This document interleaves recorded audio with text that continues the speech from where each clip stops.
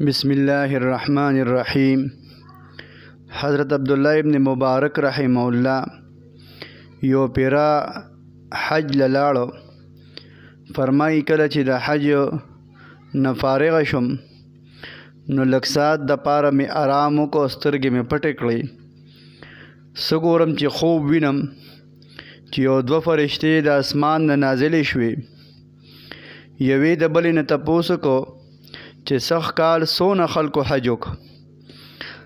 بله ورته وایي چې 6 لکه کسانو حج وکړو. بله فرشته ترې تپوس کوي چې دې کې د 100 کسانو حج قبول شو او د 100 کسانو حج قبول نه شو. دا فرشته ورته جواب کوي چې په دې 6 لکو کې د یو قسم حج نه دی قبول شوی. عبدالله ابن مبارک رحمه الله فرمایي زه ډېر پریشانه شم چې دا څه وشو.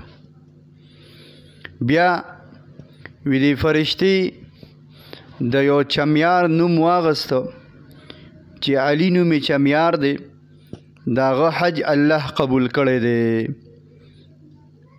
دی وایي ابن مبارک رحمه الله چې زما خواهش پیدا شو چې په دمشق کې دا کم الک دی علي نوم یې چمیار دی چې د ملاقات وکم او د سره لیدل کتل وکم.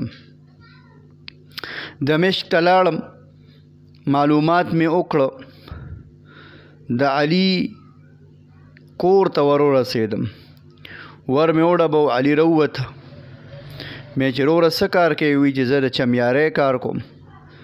بیا مې ورته ټوله قیصه ووروله. وي هغه بېهوشه شو، څه چل پې وشو. لږ ساعت پس چې ټیک شو ما ورته وی چې وروره دا څه پروګرام دی او دا څه کیسه وه؟ وی هغه راته ووی چې 13 کاله وشو چې زه د حج دپاره پیسې جمع کوم لږې لږې. ما وی چې زه به حج لزم 3000 درهمه مې جمع کړو. سخت کال مې د حج اراده وه چې حج له به ځم، خو ښځې راته ووی د حج له تلو نه مخکې اتفاقي طور ښځې راته ووی چې زمونږ دا ګاونډیان انتهایی غربت کې دي.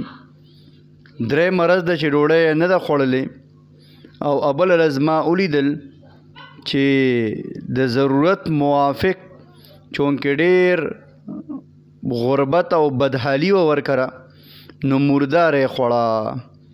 د مردار نه چې کوم دی د مردار خر نه ځان له غوښه راوړه او هغه یې ځان له پخ کړې وه. دی وایي په ما باندې بلکل دا غونې زیګ زیګ شوې، ډېر زیات خفه شوم او ښځې ته مې وی چې پرېږدوه حج، دا پیسې راواله او دی له یې ورکه. پیسې د حج هغه ما چې کومې جمع کړې وې همې ټولې دغه غریب ګاونډي له ورکړې. لہذا د دې په وجه باندې الله جل جلاله دله د قبول شوي حج ثواب دا ورکو.